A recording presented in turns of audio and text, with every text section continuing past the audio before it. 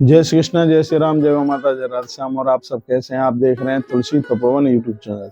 और इस वीडियो में हम चर्चा कर रहे हैं कि भगवान को पंचामृत से नहलाने की कितनी बड़ी महिमा है। इसको थोड़ा ठीक से सुन लीजिए। हम लोग सनातनी हैं, हिंदुत्व का निर्वहन करने वाले हैं और अपने धर्म में इन सब चीजों की बहुत बड़ी महिमा है। पंचामृत यानी अमृत 5 तरह का इस मृत्यु लोक में, और ये पांचों चीजें अमृत हैं और हम अमृत से भगवान को नहलाते हैं। दूध को अमृत बताया गया, दही को अमृत बताया गया, घी को अमृत बताया गया, शहद और शर्करा इसे अमृत ही बताया गया है। ब्रह्मा जी ने कहा पंचामृत स्पनाध्यत फलम लभते हरे संखोदकेन यत् किंचित तन्मे ब्रूहि जिताच्युतः।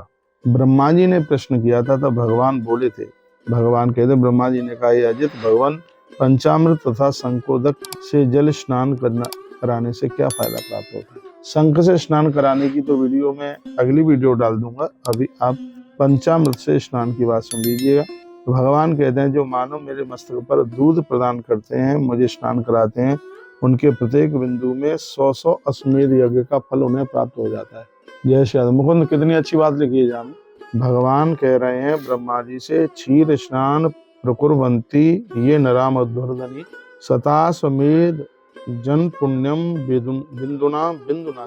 भगवान कहते हैं कि जो कच्चा दूध मेरे सिर के ऊपर डालता है तो एक एक बूंद में 100 अश्वमेध यज्ञ करने का फल प्राप्त होता है। तो भगवान के शब्द हैं। पंचामृत स्नान की बात बताई गई है। तो पंचामृत स्नान में सबसे पहले दूध से भगवान को स्नान कराया जाता है। और ये भगवान की बात, मेरी बात मत मानिए, भगवान की बात मानिए। भगवान कहते हैं मेरे सिर पर डाली गई एक एक बूंद दूध की 100 अश्वमेध यज्ञ करने का फल प्रदान करती है। इसलिए जितने भी साधक हमें सुन पा रहे हैं, पंचामृत का महात्म्य सुन लीजिएगा, ये बात बहुत ज्यादा काम में आएगी। लिखा है सता अश्वमेध जम पुण्यम बिंदुनाम बिंदुना स्मृतम। भगवान कहते हैं एक एक बूंद 100 अश्वमेध यज्ञ का पुण्य देगी। फिर लिखा क्षीरा 10 गुणाम दधना, दूध से भी 10 गुना फल ज्यादा दही से भगवान का स्नान कराएं। पहले दूध से स्नान कराएं, फिर जल से स्नान कराएं, फिर दही से स्नान कराएं। लिखा है कि दुग्ध स्नान की अपेक्षा दधी स्नान कराने से 10 गुना फल और ज्यादा है।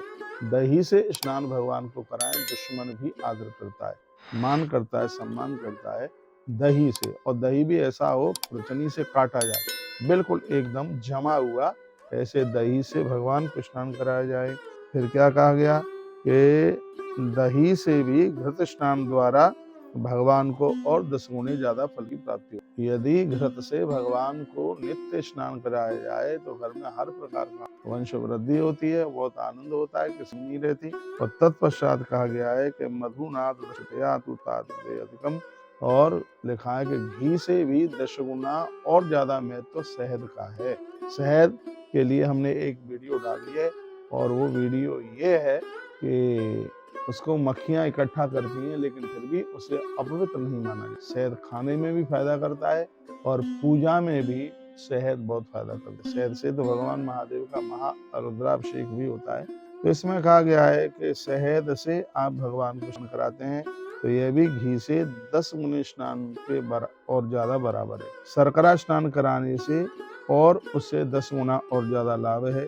फिर कहा गया है कि गंध, फूल, ये सब चीजें डाल करके मुझे जो स्नान कराते हैं, मैं प्रत्येक दिन उनके नाम की बड़ाई प्रशंसा करता हूँ। गंध पुष्पोदके मंत्रम सर्वोत्कृष्टम प्रशस्यते। मैं सभी भक्तों को कहना चाहूंगा, एक कटोरी में गंध, चंदन और एक फूल मिला करके और उसे जल के द्वारा भगवान को स्नान कराइए, फिर शुद्ध जल से स्नान कराइए। तो पंचामृत से भगवान को नहलाने की बड़ी अद्भुत महिमा का वर्णन लिखा है। जो द्वादशी और पूर्णिमा के दिन गौ माता के दूध से भगवान कहते हैं मुझे स्नान कराएंगे, वह महापापों से मुक्ति को प्राप्त हो। 2 तिथियों को तो स्वयं भगवान ने अपने मुंह से कह दिया, क्या है? द्वादशी और पूर्णिमा, हर महीने की द्वादशी और पूर्णिमा। तो ये भगवान ने कहा कि द्वादश्याम पंचदश्याम बा गव्येन पैशामम स्नापनम देव शार्दूला महापातकनाशम। भगवान कहते हैं कि द्वादशी और पूर्णिमा के दिन यदि गाय के कच्चे दूध से यदि किसी ने मुझे स्नान कराया है तो मैं उनके संपूर्ण महापापों का तो नाश कर ही देता हूँ। क्षीर स्नान से मानव का सौभाग्य बहुत बढ़ता है। दधी स्नान कराने से मिष्टान्न घर में अन्न की कमी नहीं आती ऐसा वर्णन है। और जो घी से मुझे स्नान कराता है वह मेरे लोक को जाता है। ये भगवान स्वयं बोले, क्षीर स्नानेन सौभाग्यम दग्नामिष्टान्न भोजनम घृतेन स्नापि योधोवाम नरो मम। भगवान का कहना, यदि इन पंचामृत से आप स्नान कराते हो तो इससे आपको अलौकिक शक्तियां मिलती हैं। मधुना सत्यायस्तु कार्येन मार्ग से, जो व्यक्ति मेरे मस्तिष्क पर मधु से स्नान कराता है और फिर शर्करा चढ़ाता है, मुझे निरंतर स्नान कराता है, मुझे निरंतर रोज स्नान कराता है। ये भगवान कहते हैं, भगवान को स्नान कराया जाए वो बड़े खुश होते हैं। कहते हैं उनकी स्वर्ग से कभी छुट्टी नहीं हो सकती, वह स्वर्ग से कभी अलग नहीं हो सकते जो भगवान को रोजाना कराते हैं। बहुत बड़ा पुण्य है, याद रखिएगा। पंचामृत से भगवान को नहलाइए। दूध पीने में फायदा करता है तो भगवान को नहलाने में इसकी बड़ी महिमा है। भगवान का भोग दूध में मिश्री डाल करके लगाया जाता है। तो मैंने कुछ पंचामृत से भगवान को स्नान कराने की बात आपके बीच में शेयर की है। उसमें भी कपिला क्षीर मादाय स्नापयति माम सुता कपिला शतदान फल प्राप्त होती। कहा गया है कि जर्सी वर्सी जो गाय हैं उससे भी कई हजारों गुना में तो अपनी देसी गाय का इतनी महिमा का वर्णन किया। हमारे यहाँ तो हर बात का वर्णन किया। सफेद रंग की गैया है उसका क्या है, इस रंग की गाय है उसका फल क्या है। तो कपिलम क्षीर मादाय कहा गया है, संघम कृत्वाच मानव यश्नापयति मां भक्ता सर्वतीर्थ फलम लभेत। अब इसमें क्या वर्णन किया गया है, जो गौ माता के कच्चे दूध से भगवान को स्नान कराता है उसे तत्काल सर्व तीर्थ फल प्राप्त हो जाता है। सुन रहे बच्चों, जो पंचामृत से भगवान को स्नान कराता है उसमें विशेष रूप से दूध को लिया गया है।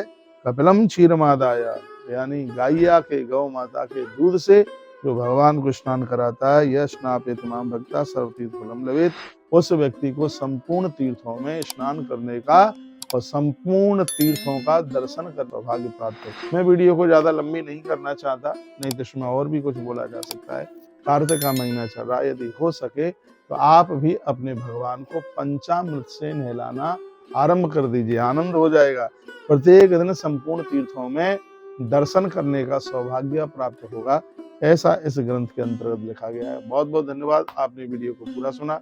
वीडियो की दक्षिणा यही है कि इस वीडियो को आगे जरूर भेजिए और 9 नवंबर को सीधा हम वृंदावन पधारिए। उस दिन गोपाष्टमी है, हम और आप मिल करके गौ माता का पूजन करेंगे। बहुत बहुत धन्यवाद वीडियो अंत तक। यदि वीडियो में कुछ अच्छा लगा है तो वीडियो को शेयर करना ना भूलें और चैनल को सब्सक्राइब करना बिल्कुल भी मत भूलिएगा। जब भी आप वृंदावन आए गौतमपूर्ण गौशाला जरूर आइए। अपना ध्यान रखिए। अगली वीडियो में मैं आपसे फिर मिलता हूँ। हर हर महादेव, घर घर महादेव।